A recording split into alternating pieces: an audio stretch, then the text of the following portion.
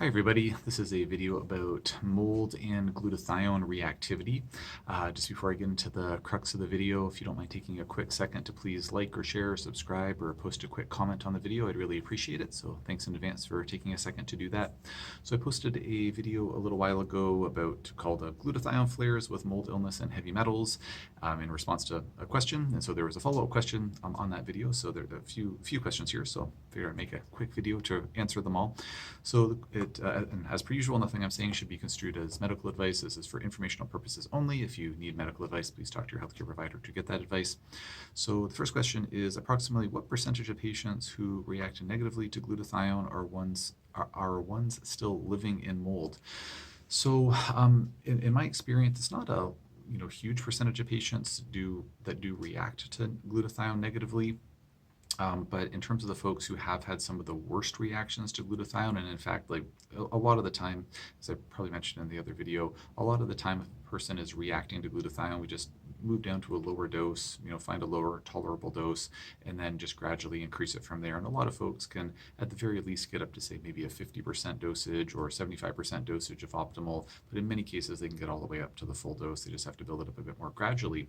But the couple of handfuls of patients that I've seen who have been just completely unable to get onto glutathione, if memory serves, I'm thinking of a few cases in particular, and all of those cases were still in mold when they couldn't tolerate the glutathione.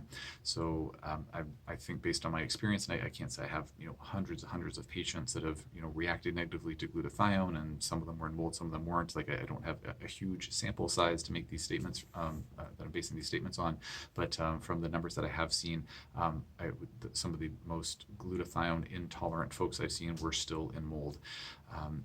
So if a person's really reacting negatively to glutathione, I mean, there's various reasons why that could potentially happen, but it might be a clue to say, is this person maybe being mold exposed? The next part of the question is, if you are still in mold and doing fine with glutathione, does that mean anything? It's a good question. I don't really think so.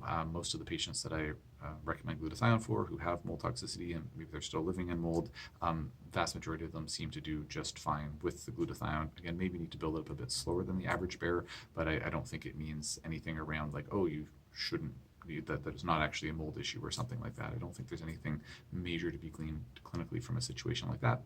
And then the last question is, are there common reactions among these folks, or is it just a worsening of your own pet symptoms? I enjoy the reference to pet symptoms. It sounds so nice when it's like they're so awful, but I think what the question is implying there is worsening of sort of pre-existing symptoms that are afoot.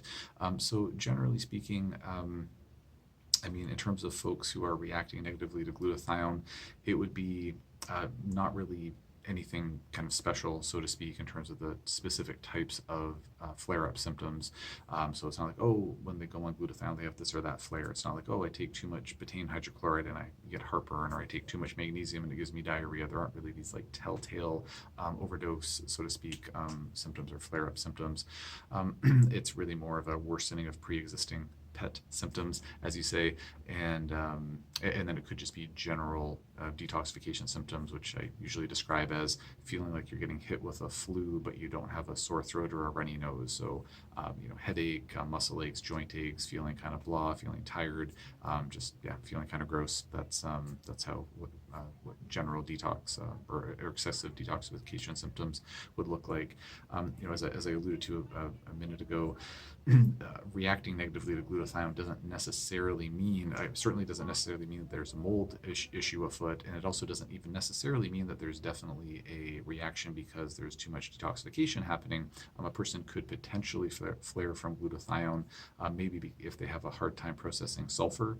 So there are certain sulfur metabolism pathways which are interestingly enough an offshoot of the methylation cycle, and if a person has sulfur intolerance or sulfite intolerance specifically, they may have issues with glutathione because of that.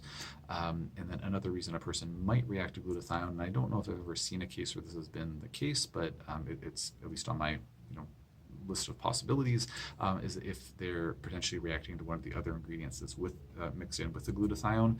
In my opinion and in my experience, the best glutathione supplements are liposomal glutathione preparations, and those are in a base of phosphatidylcholine, and sometimes supplementing with phosphatidylcholine can cause flare-up issues, not often, but can for various reasons.